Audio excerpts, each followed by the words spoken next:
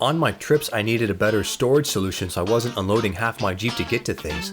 The Vector OffRoad Highland Platform almost doubles the usable space in a JKU, making for a more organized cargo area. Installation takes an hour. Carefully read the instructions so you aren't redoing things. The mounting brackets are securely clamped to the roll bar and don't shift with heavy loads. My favorite feature of the storage rack is that it's removable. Undo 6 wing nuts and the platform slips out. This is great for when you need to load large items. The platform is high enough that the headrests slip under it. The corners feature tie-down points for straps. It comes powder coated, but don't expect it to last long.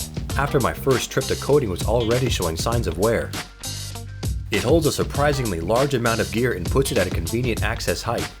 Did I mention the rack is strong?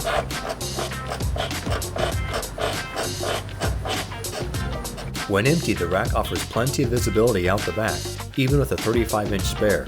However, the Highland platform does block your dome light from illuminating the cargo area floor. I installed LED strip lights underneath mine. The rack can even support a gaming toddler.